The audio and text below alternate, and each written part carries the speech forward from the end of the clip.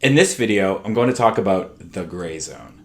In particular, I'll highlight some of the work that NSI did in collaboration with the Strategic Multilayer Assessment Office in the United States Department of Defense to define the gray zone. Within the U.S. government and Department of Defense, the gray zone is a relatively new terminology, an area of focus, for characterizing the changing nature of competition, conflict, and warfare between actors in our evolving international system. The increasing interest and focus towards the gray zone is clear, and fittingly, in January 2016, U.S. SOCOM asked the SMA office to conduct a study to help them better assess and understand the gray zone and its challenges. The SMA team quickly recognized that to effectively assess the gray zone, one must appropriately define the gray zone. This is particularly true when it comes to studying the gray zone, which is an inherently ambiguous concept in itself and has a number of varying definitions already in existence. Appreciating the importance of properly characterizing and defining this gray zone concept, the SMA team put significant effort into developing a sound, comprehensive gray zone definition. The following definition was formed. The gray zone is a conceptual space between peace and war, occurring when actors purposefully use multiple elements of power to achieve political security objectives with activities that are ambiguous or cloud attribution and exceed the threshold of ordinary competition, yet fall below the level of large-scale direct military conflict, and threaten U.S. and allied interests by challenging, undermining, or violating international customs, norms, or laws. In most cases, once significant attributable coercive force has been used, the activities are no longer considered to be in the gray zone, but have transitioned into the realm of traditional warfare. Additionally, while gray zone activities may involve non-security domains and elements of national power, they are activities taken by an actor for the purpose of gaining some broadly defined security advantage over another. With the gray zone now defined, NSI applied its virtual think tank subject matter expert elicitation methodology in an effort to validate the SMA team's definition of the gray zone.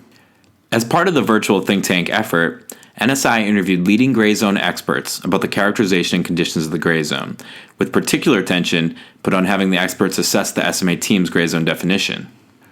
Overall, the experts generally aligned in agreement that the SMA team's gray zone definition is strong and represents a sufficient starting point for assessing the gray zone. However, there were some critiques and suggested edits presented. Here, you can see a summarized breakdown of some of the feedback that we received from the experts. A full report highlighting the expert insights and discussion regarding the characterization and conditions of the gray zone was developed, but in this video, I would like to just highlight some of the key positive feedback, key critiques, and key suggested edits that we received from the experts, specifically those in relation to our gray zone definition. Positive feedback. The experts largely found that the definition appropriately addresses the central characteristics of the gray zone. It correctly identifies the gray zone as a space between peace and war and below the level of traditional military conflict. It appropriately asserts that gray zone activities challenge, undermine, and or violate international customs, norms, and or laws. It properly specifies that actors in the gray zone purposefully utilize multiple instruments of power in a campaign-like fashion to achieve some larger objective. And it appropriately intimates that gray zone actions are typically taken by capable actors, usually states, who could do more damage and be more confrontational, but are acting in a less violent and less overt way than they potentially could be. The experts provided 3 key critiques. First, the definition describes the gray zone from a US-centric perspective. This is not necessarily problematic, particularly since the SMA team was asked to assess the gray zone from a US perspective, but it is important to remember that the United States has long used gray zone tactics of its own, so clearly a gray zone action does not necessarily have to be something that threatens only United States and allied interests. It could be something that the US does to its adversaries. Second, while it's clear that gray zone aggression typically synthesizes multiple instruments of power, it's not entirely clear that this necessarily always has to be the case. For example, could there be a gray zone case where an actor engages in gray zone aggression using just one instrument of national power? Third, it's not clear that the gray zone in itself is necessarily always tied to ambiguity. Ambiguity is certainly a tool in the gray zone, and gray zone actions frequently include some effort to obfuscate or constrain attribution, but it's not clear that the efforts to increase ambiguity are actually required for an action to be considered gray. For example, could there be a case where an action is fully attributable and still considered to be part of the gray zone, provided that it is below the defined upper threshold? The experts provided 2 key suggested edits. First, characterizing the lower threshold of the gray zone as simply exceeds ordinary competition is somewhat vague and subjective and would benefit from additional clarification within or alongside the definition. Essentially, the experts recommended further explanation or further context as to what exactly ordinary competition means, because, as the definition reads currently, it's not quite clear what that dividing line is between ordinary competition and gray zone activity.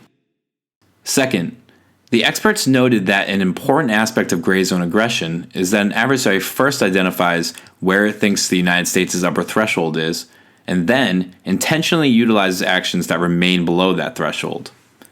Therefore, it might be constructive to add either intentionally or by design before noting the upper threshold in the definition. As mentioned earlier, the experts generally aligned in agreement that the SMA team's definition of the gray zone is strong and represents a sufficient starting point for assessing the gray zone. However, based off of the expert feedback, critiques, and suggested edits from this ViTTa effort, the SMA team decided to make some minor updates to its gray zone definition. Here's the end result. As you can see here, in addition to the gray zone definition, we also present definitions for the terms gray zone activity and gray zone threats. Presenting definitions for these terms, alongside the gray zone definition, helps to provide some of the additional context that the experts were looking for in some of their initial critiques. As mentioned earlier, this video only highlights some of the key expert insights from the virtual think tank analysis on the characterization and conditions of the gray zone. For more information and access to the full report, please visit www.nsiteam.com.